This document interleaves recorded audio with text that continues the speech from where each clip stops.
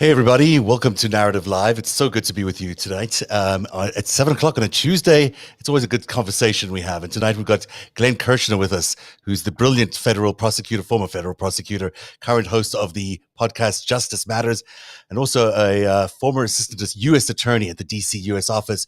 Hi, Glenn. How are you? Great to have you on the show Hey, tonight. Zev, how are you? Hey, before you start, can I give props to your graphics people? Because every time I join you and you do your intro graphics, I feel like I'm in a Stanley Kubrick film. It's like very immersive and I inspirational try and to very get you in the cool. mood. I try to get you. I am the I'm graphics feeling people, good. so you're giving the props to me. But thank you. I appreciate the. I appreciate you. We have a huge team here of one, which, by the way, is why we're a little late. I'm sorry tonight. My soundboard did something really strange, so I hope we're streaming. I can't even tell if we are. You guys will tell me. I guess how will we find out if we're not streaming? I think we're on. I think we're live, but I feel if we're not, I'll check in a second. Maybe Sandy will type something to us if we're not live. Um, but I think we're okay. Sandy Bacon will be joining us a little bit later on. She's the independent journalist who covers a lot of the things related to the extreme right, and she was at the January 6th insurrection, so she's got great insights. And plus later on, Tracy Kwan, who's a fascinating person. She has an interesting insight into bias and bias as it relates to shootings. She's a best-selling novel author of a novel called The Diary of a Manhattan Call Girl, and she's got specific opinions about what happened in Atlanta, but they sort of are applicable to what happened in Boulder. But the first part of the show tonight is all about looking at this incredible interview that we saw in 60 Minutes the other day with Michael Sherwin, who is the prosecutor in charge of this investigation into January the 6th, and it is quite interesting that he did a 60 minutes interview. It sort of feels like it's not really part of protocol, and he might have even broken protocol and caught the Biden White House by surprise.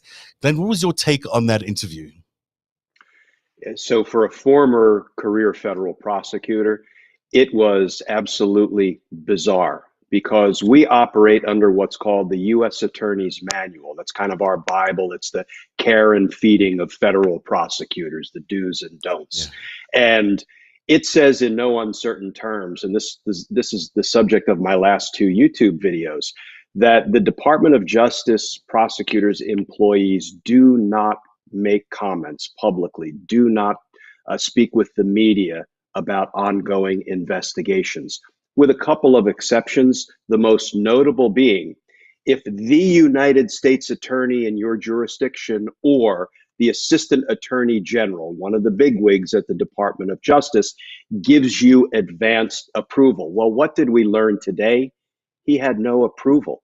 And yet he ran his mouth on 60 Minutes talking about the ongoing investigation, the nature of the evidence that the prosecutors have, and frankly, more importantly, don't have, which I'd really like to know if I was an insurrectionist. Then he started predicting potential future charges of sedition.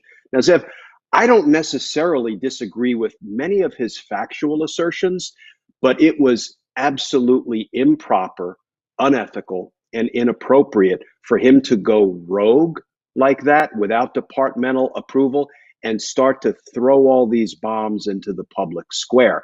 You're already seeing one judge, Judge Mehta, ordering all of the attorneys in the Proud Boy cases to appear before him, I think virtually, to talk about the latest public comments made in this case.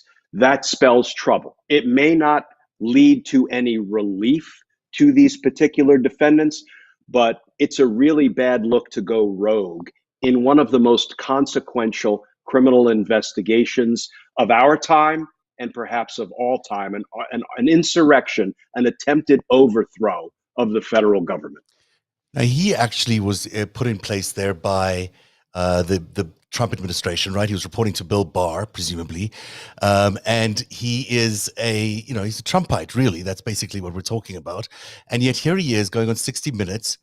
It seems to me like he was basically blowing up the case because he is basically making it a lot harder to prosecute the case. Is that what you're saying? I don't know what his intent was. I don't know if it's an ego as big as All Outdoors. I don't know if it's a terminal case of hubris. I don't know if he's just getting ready to try to sell his story because he left the DC U.S. Attorney's Office First, and you're exactly right, Zev. He was a Bill Barr, Donald Trump acolyte. I think he Mm, caught Trump's attention by prosecuting a trespass case at Mar-a-Lago. Go figure. I guess that's what interesting. makes somebody qualified to be the top prosecutor Wait, so he in was the Washington. prosecutor in the same district that Donald Trump is an owner of Mar-a-Lago? He was at the Oh, U.S. that's Attorney's Office for the pretty Southern District interesting. of Florida.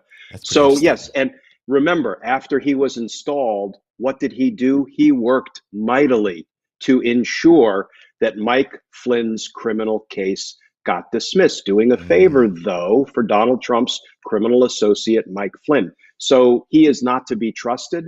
And I think it's interesting that the minute Joe Biden took office, one of the things he went about doing is pushing Michael Sherwin out of the acting U.S. attorney job in D.C.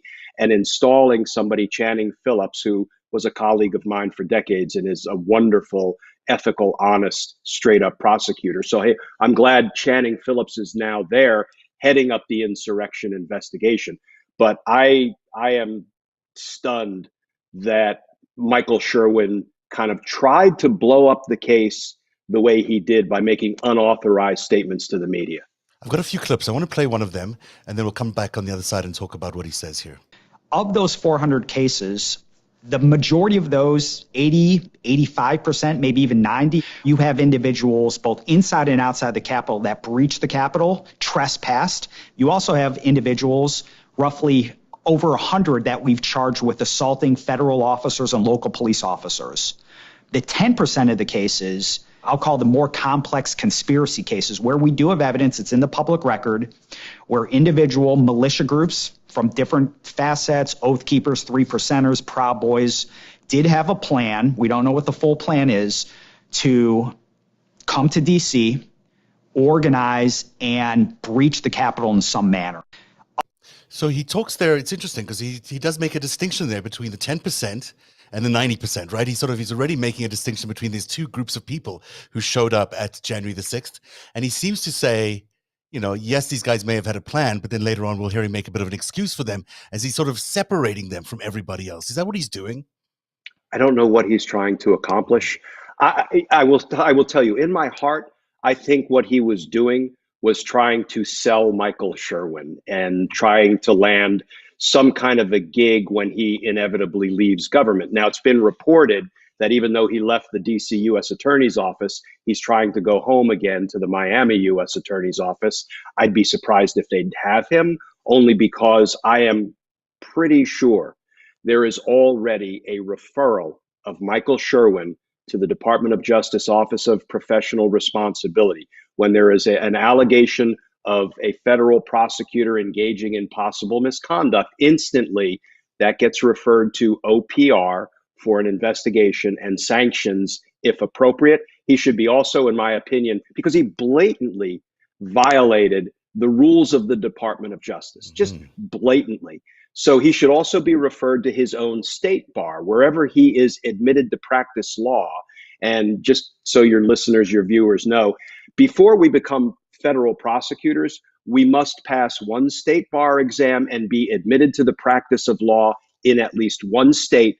Then we can prosecute nationwide as federal prosecutors. He needs to be referred to both the DOJ OPR and to his state bar for an investigation and, if appropriate, sanctions, because it was just so far out of bounds what he did, and he knew it, and every current and former federal prosecutor knows it as well. He mentioned three different groups there, but he did not mention um, anyone on this slide here. He did not mention any of the people that I think are the real organizers of this entire January the 6th event. In all our investigation, it's been Michael Flynn, Roger Stone, and Alex Jones, certainly, who have carried the biggest weight here in terms of organizing it and getting it together. And then, Steve Bannon played a role. Certainly yesterday, Sidney Powell admitted through her lawyer that she played a role because she said she lied about all those cheating allegations she made. And then Rudy Giuliani joined her. And then, of course, Ali Alexander was the organizer of the Stop the Steal event. He didn't get mentioned either. Are we led to believe that none of these people are going to get prosecuted by the U.S. DOJ? So I am loath to open my comments with something like, in Michael Sherwin's defense, because what he did was indefensible, But you know what? If there is any little bit of good news, it's that he didn't start gratuitously throwing other names into the mix that have not surfaced in Okay. the public reporting. I'll give him credit, if only for sticking by and large to the public reporting. But he should not have confirmed that they're investigating Donald Trump, because there have been no public charges brought against Donald Trump. And one of the rules is we can't speak publicly about any potential target or defendant who has not been publicly charged. So I'm actually glad he didn't throw all those other names in the mix. That would have been sort of an additional transgression. I don't think we can take away from that all of those people that you just depicted are in the clear. I think they are far from in the clear. Right. Let's listen to the clip that he said about Donald Trump, because that was interesting too. Let's listen to how he phrased all of this. Has the role of former President Trump been part of your investigation? It's unequivocal that Trump was the magnet that brought the people to D.C. on the 6th. Now the question is he criminally culpable for everything that happened during the siege, during the breach? What I can tell you is this, based upon, again, what we see in the public record and what we see in public statements in court. We have plenty of people, we have soccer moms from Ohio that were arrested saying, well, I did this because my president said I had to take back our house. That moves the needle towards that direction. Maybe the president is culpable for those actions, but also you see in the public record too, militia members saying, you know what, we did this because Trump just talks a big game. He's just all talk. We did what he wouldn't do. In short, So, he says in short, they're investigating the case, but it's interesting the way he says it at the beginning there. He was the magnet. There's something quite electric about his eyes there. He does seem like he's quite impressed with Donald Trump. And then he goes on to explain, that there are two different ways of attacking this. That there's the soccer mom from Ohio who took the orders, and then he describes what the Proud Boys or the Oath Keepers who are being prosecuted under a conspiracy charge, what they have been saying. And he's basically telling Donald Trump what they're saying about him. I mean, that sounds illegal to me. And none of that provides a defense, because you think about it, he's saying two things. He's saying, one, Donald Trump, in fact, incited the insurrection when it comes to what he refers to as the soccer mom defendants, which is a criminal offense to incite an insurrection. And then there's another more hardcore crew of anti-democratic, wannabe militiamen, the Oath Keepers, the Proud Boys, etc., who were concerned that Donald Trump wasn't forceful and vigorous enough in trying to overthrow the government. So they had to take matters into their own hands. Well, guess what? Neither one of those two things are particularly helpful to Donald Trump. Right. Donald Trump, Zev, has criminal liability for inciting this insurrection. He organized it. He ginned them up. He set the date. There were others who helped transport the prospective insurrectionists to the rally. He then said, here's what I want you to do. Go down the street to the Capitol and stop the steal. He was giving them the direction to go stop what was in progress, which was the certification of the Electoral College count. That is inciting an insurrection. It is also conspiracy to commit sedition. None of this, in my opinion, is a particularly close call on the evidence. For Trump, you think that it's actually that he's quite clearly should be prosecuted for this? Give me 3 hours in front of a jury in D.C. and I will get him convicted based on the evidence, a fair assessment of the evidence. So let's bring in one more thing here then, because he as well, Mr. Sherwin, found himself at the actual event. He was a witness to the whole thing, and not just an accidental witness. He was there behind police lines, apparently in a sweatsuit because he was running or jogging or whatever it was, but he wasn't really. He was just there to take a look at what was going on. And he not only attends the initial part where Trump is talking, but then he follows this group of militia members from the Oath Keepers all the way to the Capitol. So he's a real attached witness to the actual part of the event where there was an insurrection piece of it. So let's take a listen to that last clip. It'll be the last we hear of him, thankfully. And then we'll bring in Sandy Bacon about this as well, because I'm sure she's got some interesting things to say. Desserts, popcorn, cotton candy, I saw hot dogs. As the morning progressed, I noticed, though, there were some people that weren't the typical like carnival type people. I noticed there were some people in tactical gear. They were tacked up with Kevlar vests. They had the military helmets on. Those individuals, I noticed, left the speeches early. They headed to the Capitol, and Sherwin walked with them. You could see it was getting more riled up. You gotta stop us! And more people with bullhorns chanting and yelling. Patriot, go! And it became more aggressive. Where it was initially pro-Trump, it digressed to anti-government, anti-Congress, anti-institutional. And then I eventually saw people climbing the scaffolding. Look at this! Oh my God! The scaffolding was being set up for the inauguration. When I saw people climbing up the scaffolding, hanging from it, hanging flags, I was like, this is going bad fast. Indeed. Wow. There's Sandy. Sandy, Glenn. Wow. You I guys didn't mentioned- realize how he's lying. I mean, this is unbelievable. Can I say that? You can. Can go you right ahead hear and say me? it. Yeah, we can Can hear you- you. Wow. We can hear you. Wow. I gotta- I've gotten that. No, go ahead. It's interesting that he makes a distinction there, Glenn. You know, he sort of says there's a pivot there between the crowd. There's suddenly an anti-government thing. It's no longer a pro-Trump thing. It's like he separated them. He gave him an excuse No. for doing what they were doing. Sandy, what did you Exactly. think? Did you think that was what was going on in the ground? Exactly. Well, first of all, let me tell you what actually happened. This was the third Stop the Steal rally. The first one was the 14th of November, the day after Trump fired everybody in the Pentagon and Right. installed Chris Miller and those guys, right? And there were a lot of MAGAs there. It was like a kind of astounding. We follow these guys. We've been following the Proud Boys for years. I shot the video that at the Republican Club that got them arrested and stuff and in jail. So we've been kind of had an eye on them for years. But so there were a lot of MAGAs at that one, and then. I think these were dry runs for what happened on January 6th. And on the 12th of December, that was really violent. When the sun goes down, that's when the trouble starts. And there were 4 stabbings that night involving the Proud Boys, right?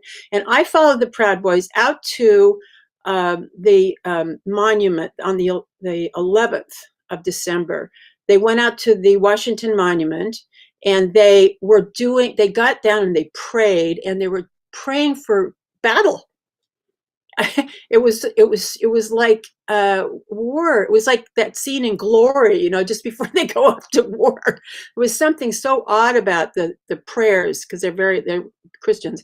And then they went to the monument, and then they walked up to towards the Capitol on the Mall. So they took the route that they took that morning. So I think the whole thing was a dry run. So you think they've planned it before, which means this guy's. Oh yeah. When he's saying that there's a change in tone, that suddenly they're anti-government change. versus No. just pro-Trump. Do you think that that's a legitimate claim that he's making based on the fact that they've already practiced this a few times before? Well, if we take a step back, there's actually a bedrock and be a witness in the case that he is investigating or she is investigating or prosecuting.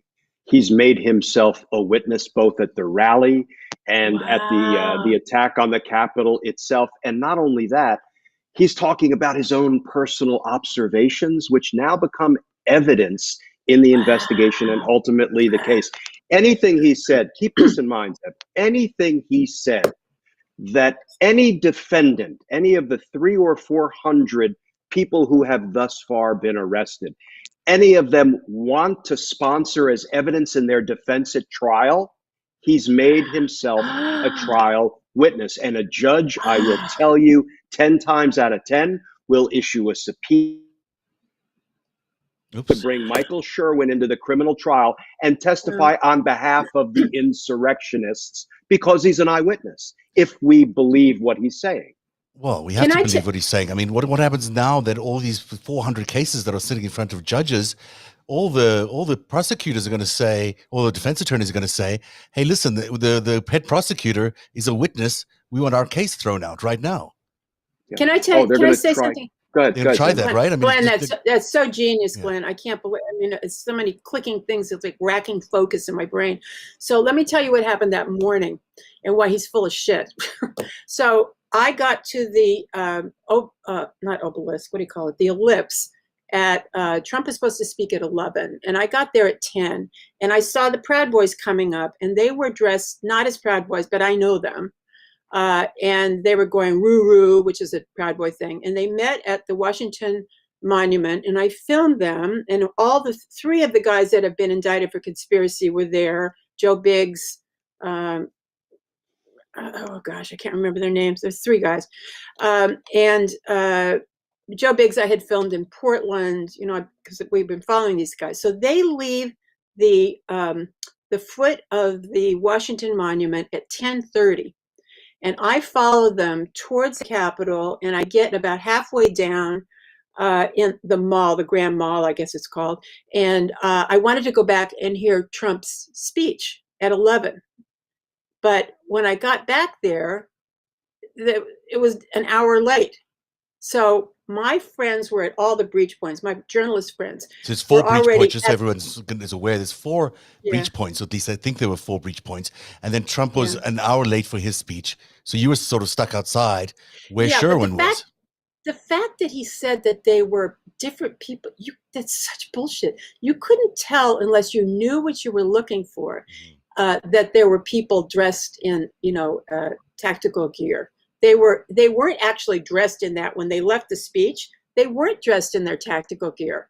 They had backpacks. They were dressed like the regular people at the mall. I think they said had helmets and stuff. They did have helmets, I think, when they left. No, but they were marching. orange They hats. marched out with that No. in that hands on each other's shoulders, and they marched out. Yes, but they in were formation. wearing when they left, like he said, they were left, but they were different. They were dressed differently. That's just not correct. They changed when they got there into their, they had their bulletproof vests and stuff. But when they left, they just looked like regular Trump supporters, and they had, Trump flags and stuff.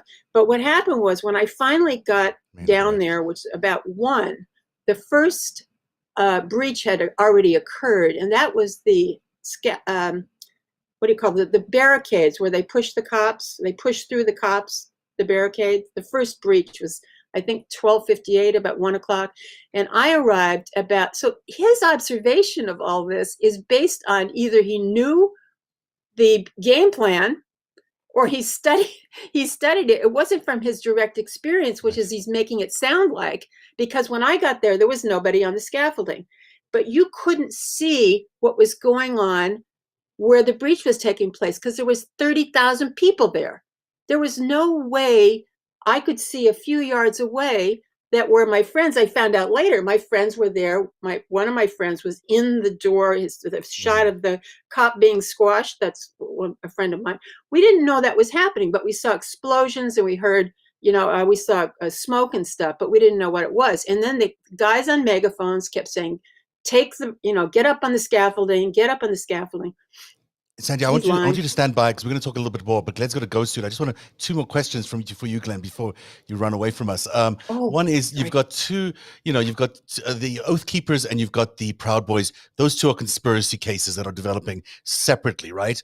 And then the presumption is, at least from my end, the presumption is that we'll end up seeing those two sort of attempt to lead up to Roger Stone, because Roger Stone was the sort of head militia guy for the whole thing and likely was in contact with both the Oath Keepers and the Proud Boys. And he also had, regularly used the Proud Boys and the Oath Keepers as security. Here's a picture with him and the Oath Keepers behind him. I mean, he was very intimately aware, especially on the morning of the march, of what they were doing. So I guess I'm curious about whether you think that that's what's going to happen, whether these two conspiracy cases are going to lead to a bigger conspiracy involving Roger Stone. Now that these Proud Boys and Oath Keepers are facing serious criminal charges, and I predict we're going to see superseding indictments with even more serious criminal charges, including sedition, the Proud Boys ain't going to be so proud, and the Oath Keepers ain't going to keep their oath. They are all going to flip on Roger Stone because none of these people are strong human beings. I'm not trying to be smart alecky or unkind, but if what it takes for you to feel strong is strapping a semi-automatic weapon across your belly and marching around and yelling and belittling, the weak or the marginalized. You're not a strong human being. Your core is not strong. They're going to get pressured by my friends and former colleagues at the DC U.S. Attorney's Office. Many of my former homicide prosecutors, when I was chief of homicide, are now taking point on these criminal prosecutions in DC. These Proud Boys, these Oath Keepers are going to break, they're going to flip, and they're going to give up anybody they need to give up to reduce their prison time. Right. Unless the case is blown up, right? Unless their lawyer goes into court and says, well, Sherwin just blew up our case, let us off, which is a possibility. I also want to talk to you about this exciting project you're involved in, which is the Democracy Pledge, which I think is just a great idea. Why don't you tell our viewers what the Democracy Pledge is and how they can learn more about it? Sure. So we have a group of people. We call ourselves Team Justice, an all-volunteer group. We do not fundraise. We do not ask for donations, but we try to come up with creative ways to give citizens the opportunity to fully engage in the fight for democracy. One of the things that we're just finishing up is a letter that we drafted to all 50 state attorneys general, CC'd to the governors, urging them with signatories from all 50 states by the thousands, urging them to open criminal investigations into preventable coronavirus deaths. Because as a 22-year homicide prosecutor in DC, of my 30 years as a prosecutor, I can tell you there is homicide liability for what Trump and Kushner and Pence and the others did to the American people. So that's one project we're just finishing up. The other one that we've just launched is the Democracy Pledge. And all it is asking corporations, companies, and businesses to take a stand in favor of democracy. It's kind of like asking people not to kick puppies, right? It shouldn't be a heavy lift. And once the companies, the businesses, and the corporations decide if they want to stand with democracy or they want to stand against democracy by supporting, the Ted Cruzes and the Josh Hawleys of the world, the Ron Johnsons, then the consumers, I think, ought to know that. So we have a website where we're collecting up this information, asking companies, are they willing to pledge in favor of democracy?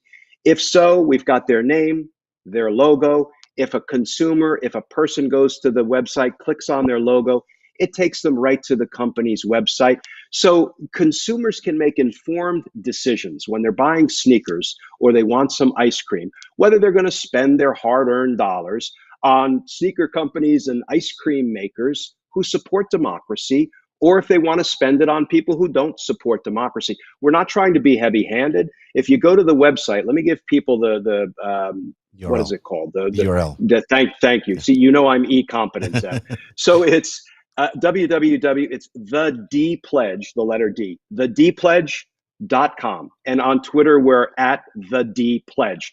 And people can go there. It's a very simple, straightforward, intuitive website. And there are 4 sentences where we ask companies to take a stand in favor of democracy. And it's not like our way or the highway. If a company's like, well, we kind of like it, but we'd like to word it in our own way, great. Then we'll put that on the website.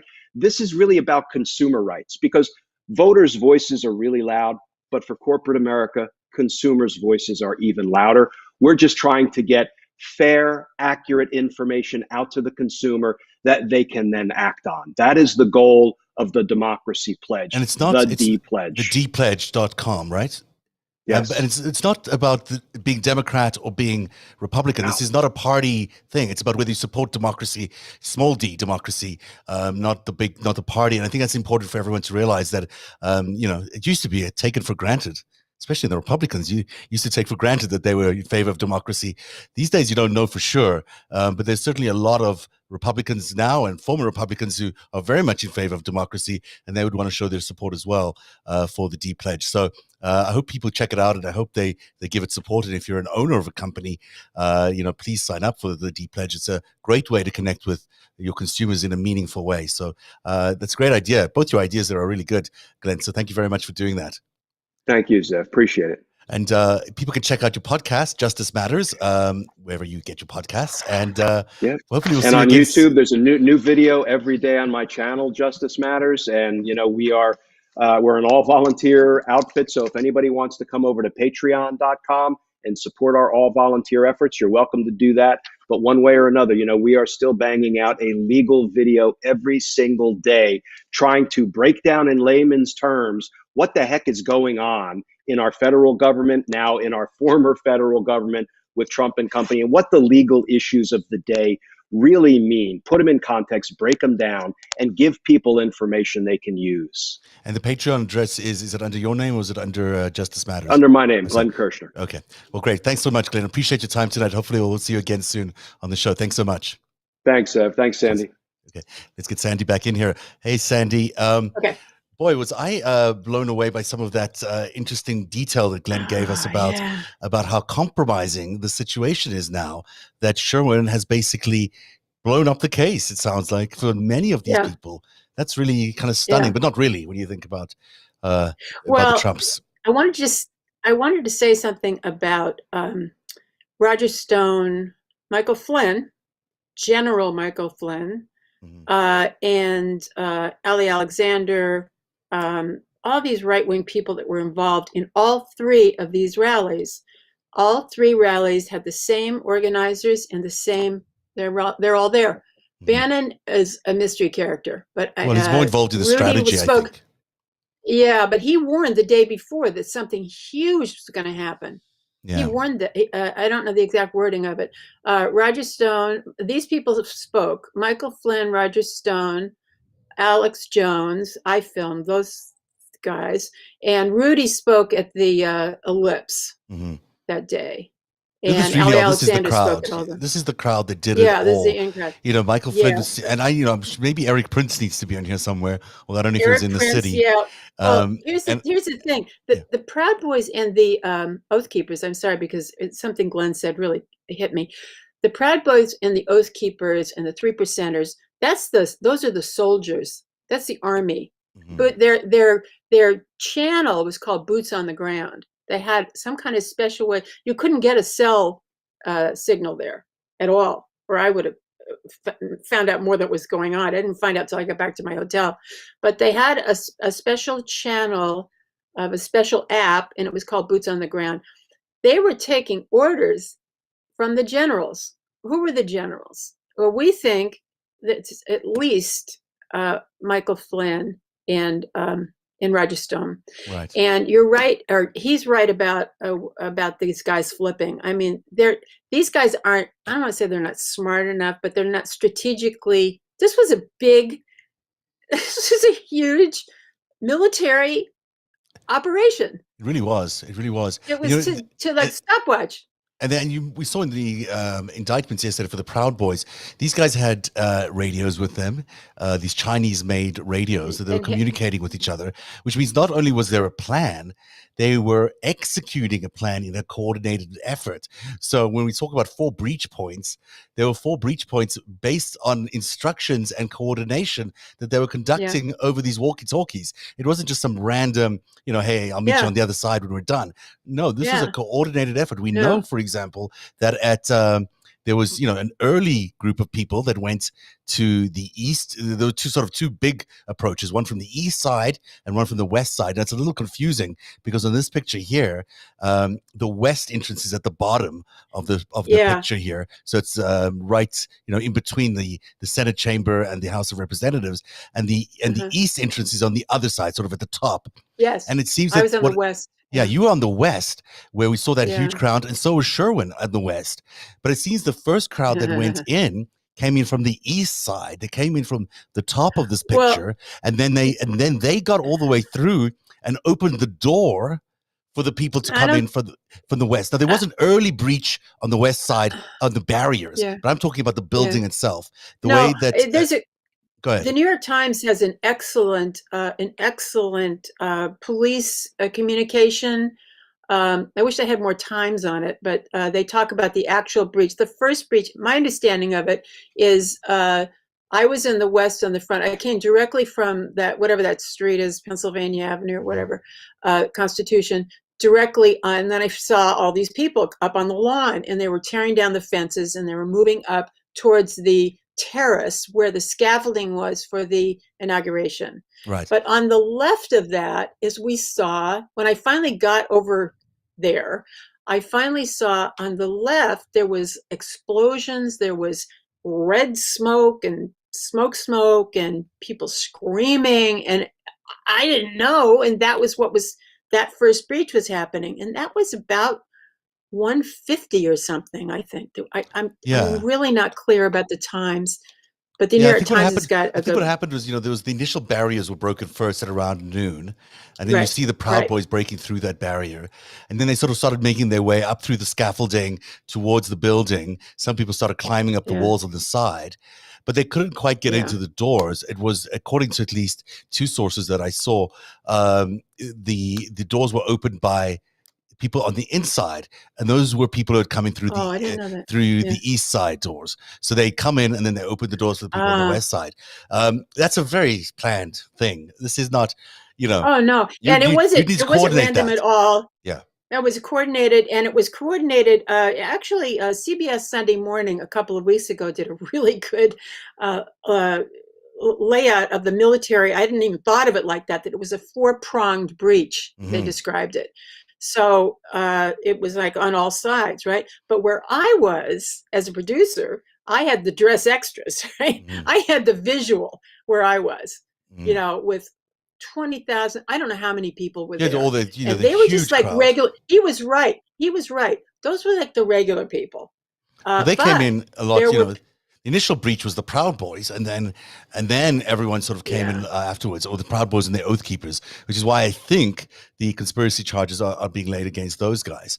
And then Trump ended his speech because, as you rightly point out, he kept his speech late in order to give them time to sort of till after the breach. Yeah, after the first breach. So that's really interesting. And he said, I'll be with you. And I left early, and I had to go pee, and so I missed the whole thing.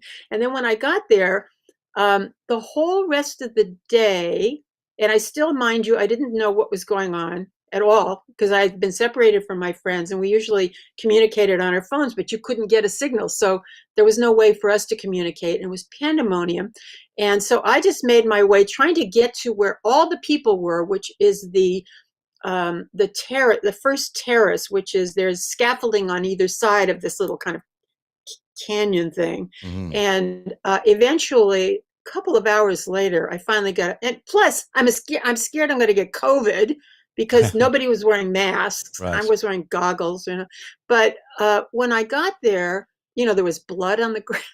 I know. I saw that video last time you were on. It's really very a traumatic thing to actually cover, and I'm sure for the people there, also quite traumatic, especially the Capitol Police, who must have felt just completely. They were holding the line quite well against the initial front of Proud Boys that went in, but then to have to see another 20,000 people coming towards them must have just been terrifying. I mean, it just must have been. Here's what bothers me about Sherwin's giddy presentation. He was so rehearsed as to what happened. But if you were like there on your jogging suit, you didn't know what was going on. You didn't know there were people dressed in tactical gear and not. I mean, you would have had to have been at all those planning locations. Meetings. And the planning meetings. Yeah. I mean, that's the thing, which, I mean, he knew to follow the crowd all the way from the lips all the way to, which is a long way, frankly. But there was no crowd. But he started off at the ellipse, and then he moved all the way to, decided to follow the Oath Keepers all the way to the Capitol. That's a long way to go if you just, I don't know, maybe I'll follow these people. That's sort of like intentional witnessing. He was there to witness it. He was observing. I think he was there observing legally what kind of trouble they were going to be in. Could be, and also knowing that he could later destroy the case by being a witness and then finding himself in a conflict of interest situation. I'm also really interested in what happens to these people. People like Ginny Thomas, who clearly was involved in helping execute this as part of the Council for National Policy. Of course, Michael Flynn, we've mentioned before. There's a whole group of people at the CNP that, it blows your mind when you think about how many people from that organization were involved in setting up Stop the Steal.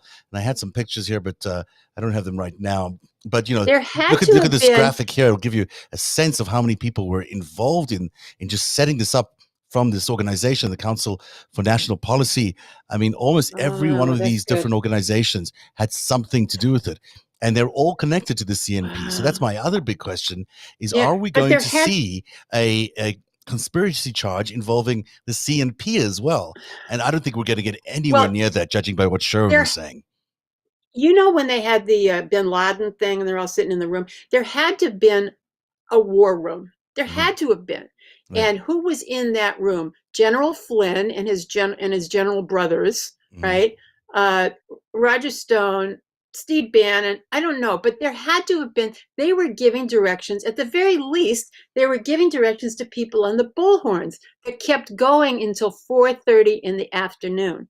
And then at one point, you know, two fascinating points. One point at 4:10, a guy with the bullhorn read Trump's tweet that he sent at 2:28, saying Mike Pence didn't have the courage, right?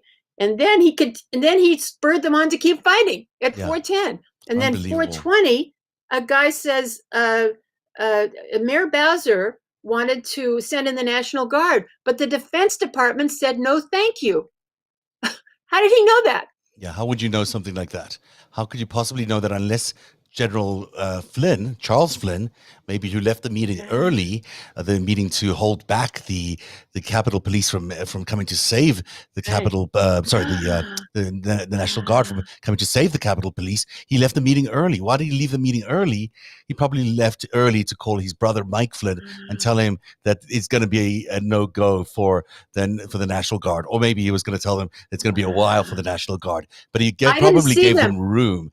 It would be my opinion. And it's just an opinion, it's a hunch of what happened. The letter. Remember the letter from Chris Miller? Yeah, same thing. On the 4th. 4 days before, and you know, we've heard from Chris Miller, but not by a real journalist. The journalist who did it from Vice magazine forgot to ask all the critical questions, so we don't really know what went on at that meeting. And I'd be really interested to hear exactly what went on. Now, I should mention, I know Tracy Kwan was watching this and dying to get on. And Tracy, my sound card blew up before the show, literally seconds before we got on the air.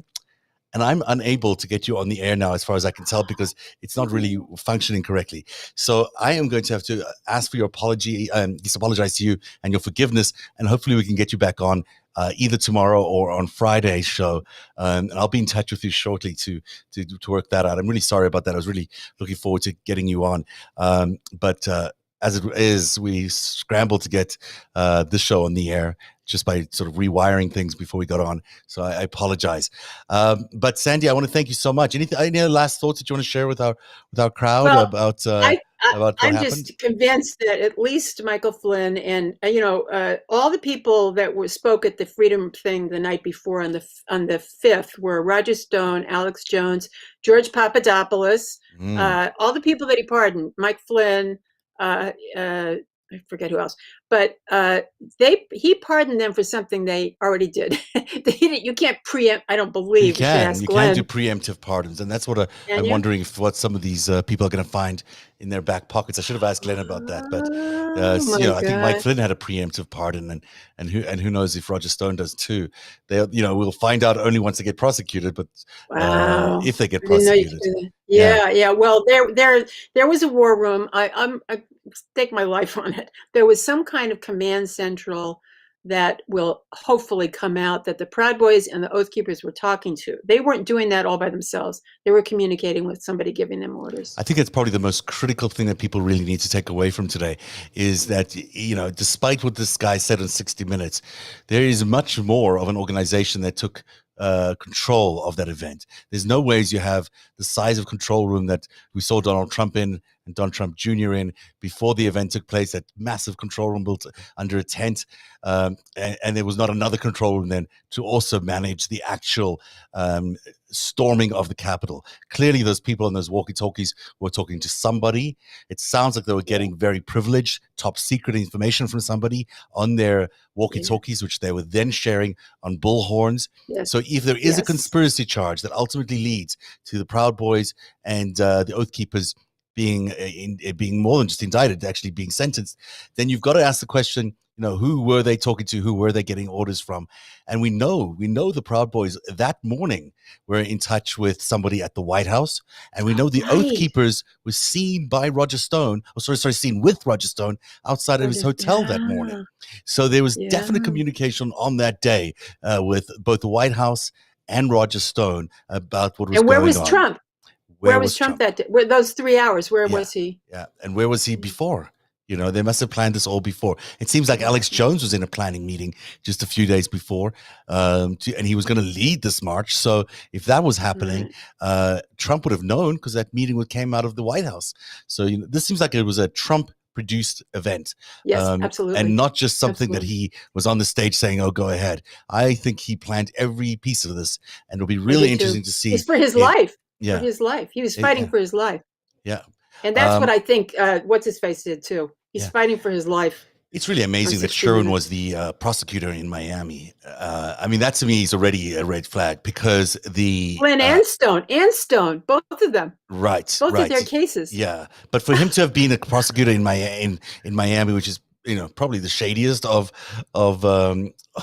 attorneys' offices. Because don't forget Epstein. Yeah, don't forget Epstein's right up the street there. And then, of course, what was her name? There was, she was the attorney general there.